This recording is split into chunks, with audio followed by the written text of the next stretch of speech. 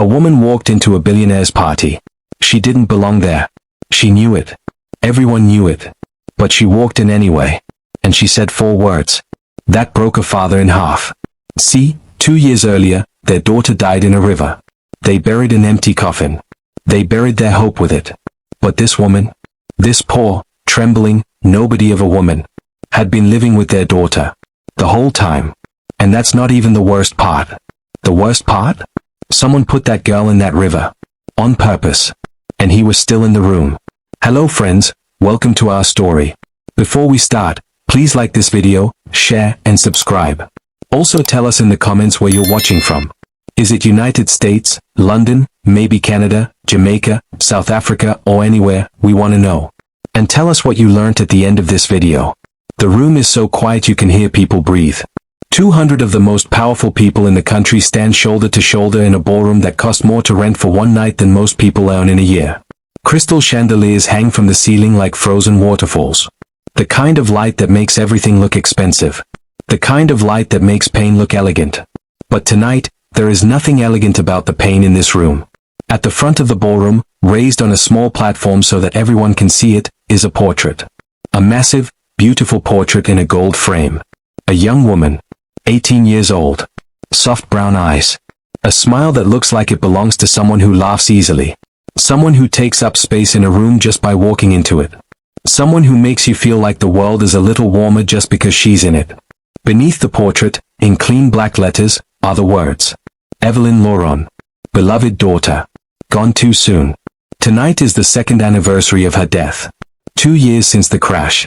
2 years since they pulled an empty car from a swollen, angry river and told a mother and father that their only child was gone. 2 years of grief so deep it changed the shape of their faces.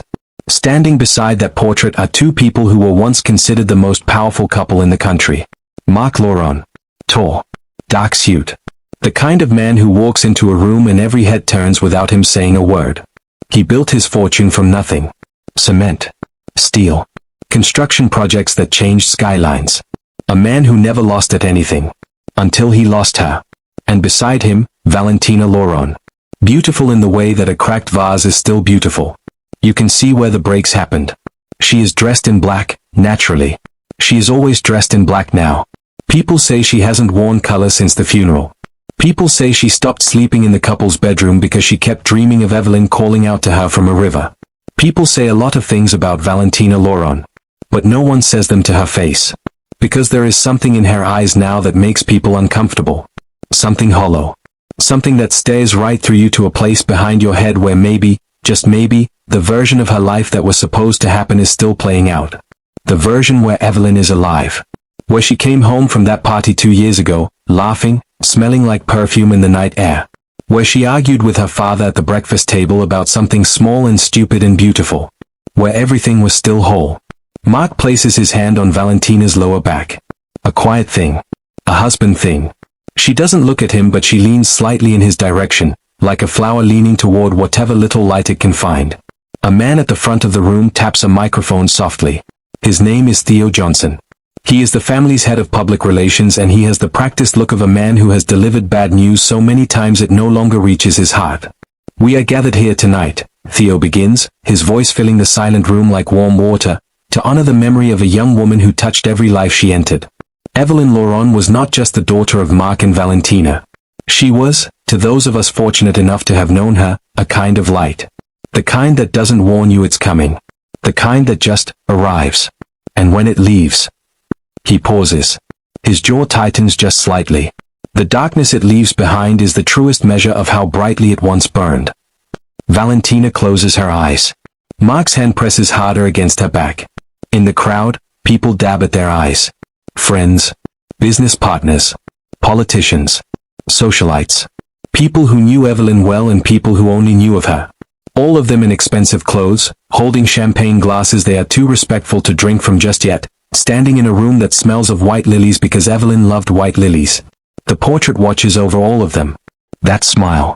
Those eyes. And then, from the very back of the ballroom, near the tall double doors that lead to the corridor outside, a sound. Not a crash. Not a shout. Just a small, strangled, terrified sound. Like someone trying to speak and barely managing it.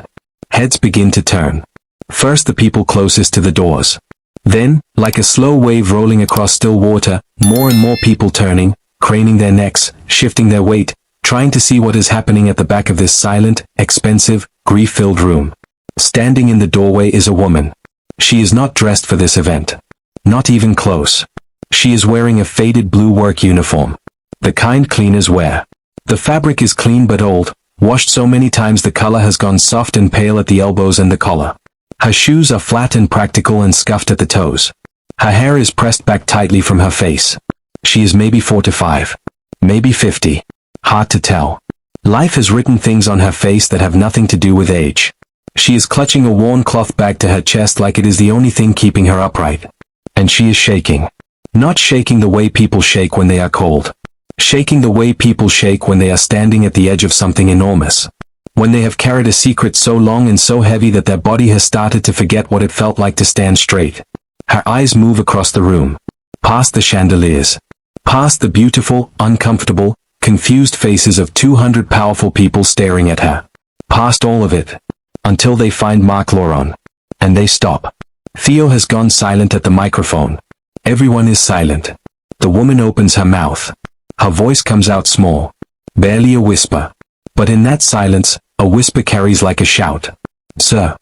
Mark steps forward. Just one step. His face is unreadable. Madam. Valentina's hand finds the edge of the table beside her. Her fingers close around it. The woman swallows. You can see it. You can almost hear it. And then she says the words. Not loudly. Not dramatically. Just plainly. Like someone who has rehearsed them 10,000 times and is only now, after all that rehearsing, discovering that no amount of practice could have prepared her for this moment. Your daughter isn't dead. The room does not gasp. The room stops. It is different from a gasp. A gasp is something you can recover from. What happens in that ballroom in the 3 seconds after those words are spoken is something else entirely. It is the sound of 200 people forgetting, at exactly the same moment, how to exist normally. Someone drops a glass. It shatters on the marble floor. Nobody moves to clean it up. Valentina's face.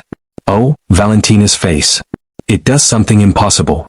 It crumbles and opens at the same time. Like a dam breaking. Like a window shattering outward. Every carefully constructed piece of her composure, every wall she has built over 2 years of therapy in silence and black dresses and empty bedrooms, all of it fractures in a single breath. She makes a sound that is not quite a word. Mark does not make any sound at all. He walks. Slowly. The crowd parts for him without being asked because there is something in the way he is moving that makes every person in that room understand, on a deep and animal level, that they should not be between this man and whatever is about to happen. He stops 2 feet in front of the woman in the cleaner's uniform. He looks at her for a long, terrible moment. His voice, when it comes, is so controlled it is almost worse than if he had shouted. What did you just say? The woman does not look away.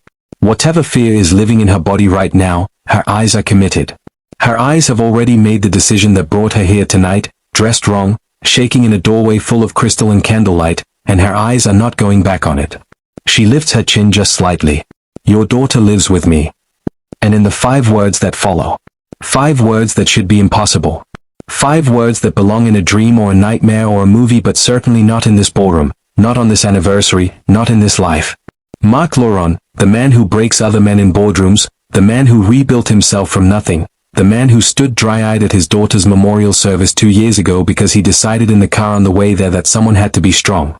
Mark Lauron feels his knees go soft. Just for 1 second. Just long enough for him to understand that everything he has built his grief around, every certainty, every acceptance, every hard and painful piece of moving forward, is standing on sand. And the tide just came in. Her name, she tells them, is Marta Jacob. They don't take her to a private room immediately. That would be the sensible thing to do. That would be the controlled thing. But Valentina cannot move. She is standing in the middle of the ballroom floor, both hands pressed to her mouth, and every time she tries to form a sentence what comes out instead is something between a sob and a question that has no shape yet. The guests stand frozen. Theo is whispering urgently into his earpiece. 2 of Mark's security men have appeared from somewhere and positioned themselves nearby, not touching anyone, just present. A wall of dark suits. Mark holds one hand up, a small, quiet gesture, and the room goes even stiller if that is possible. Talk, he says to Marta. Just that one word. Marta sets her bag down slowly.